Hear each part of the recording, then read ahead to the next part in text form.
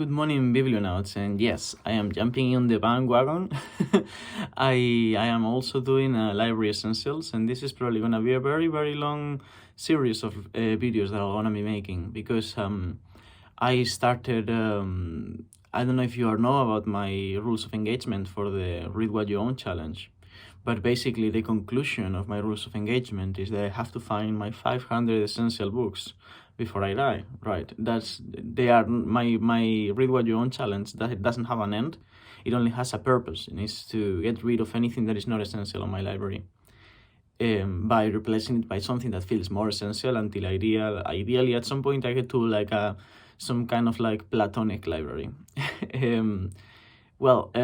This concept of essentials that was started by David Wiley seems the best way to make that explicit, to be able to discern the books that somehow have earned a canonic aspect within my library. For me, this is not the same as favorites. Very recently, I think yesterday, Gareth at Books on Another Magic made a video about responding my video of favorites. And he referred also to the essentials. He talked about the books that he would take to Desert Island. And I think that the Desert Island books list that Sean started, which I also talked about, is probably it's much closer to, like the books you would choose to get there are much closer to the books that you would choose as essentials than a top favorites, because they are books that you return to. They are books that you keep thinking about for some reason or other, but not necessarily books that you love, right? You can choose a book that you love for personal experience or for the enjoyment reading the book, and you might never return to it, or you might only return to it once every few years so that you get the enjoyment again. But I feel like with essentials it's a bit different, at least for me. Of course, there has to be some form of enjoyment for you to return, but there are many other reasons for you to keep going back to these books, to feel like they're essential in your library because you need them constantly. So David Wiley made his first video for Tolkien. He dedicated the whole video to Tolkien, and I think that's amazing. I'm dying to be reading a lot of Tolkien in 2024. And then he also made one for the Icelanders. I'm gonna get that book for sure. Of course, Steve Donaghy also joined and he made his own videos. He made one about the Byzantine Empire and one about the Shamane, I think, which is a historical text. That seems very interesting and I want to also be getting at some point. And then he made a whole bookshelf, because Steve has to be Steve. A whole bookshelf of essentials.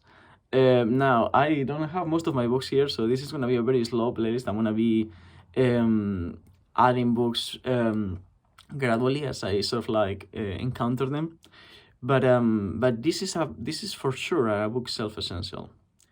And I chose this one as the first book to prove that a library essential is not necessarily a favorite, because this is not only not a favorite, but this is not even a book that I love. I like this book. I think it's the best thing Aristotle wrote. Everything else he wrote is pretty much unreadable. I enjoyed reading his metaphysics, but I didn't see the point of doing it. I mean, I saw the point in terms of like its context within the philosophical tradition, but it's not a book I would recommend to anyone, unless they are obsessed with philosophy. Well, this book, I think this is almost like an antidote for self-help. It's the ultimate antidote. Is a predecessor for the Stoic tradition. Is a predecessor for like pretty much 90% of booktube channels that are not really booktube, that are only reading about productivity and how to behave in like the way that will make you more productive. So in that sense, I suppose that this book, which is only getting at the Nicomachean ethics, is a guide for life, basically. Is Aristotle's guide for how to be a virtuous human, to conjugate arete, what he calls arete.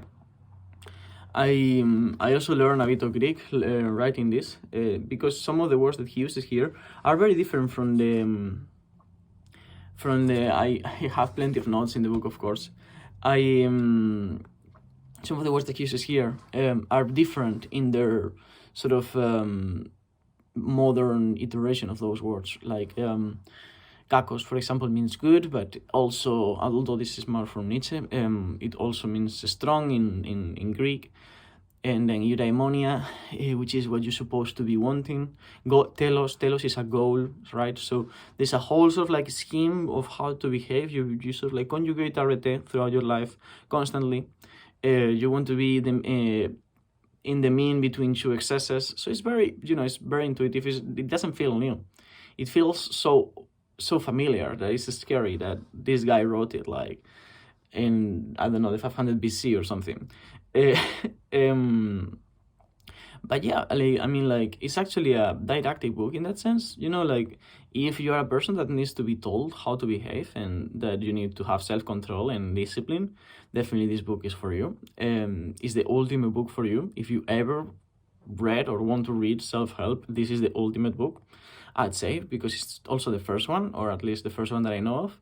But yeah, it's all about behaving with temperance, controlling your habits, different virtues. It also talks a bit about friendship, about like magnanimity, certain virtues that he considers are especially good, and then about sort of like the shape that a life needs to have in order for you to achieve eudaimonia at the end of it, which is you should be basically focused on your telos.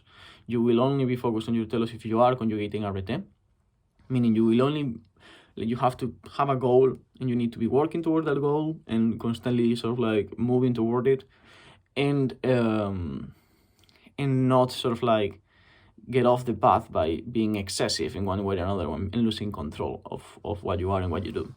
And eventually you will achieve eudaimonia, which is not happiness. And I like that because I think that, I mean, of course you want to be happy, but I think that happiness is a bit overrated in the sense of like, there are many, I mean, obviously there's many types of happiness, right? But I think that eudaimonia is sort of like more like kind of like flourishing, I'd say, like realization, self-realization, might not necessarily bring happiness, but it might bring plenitude, which I think is a much better thing to want to achieve.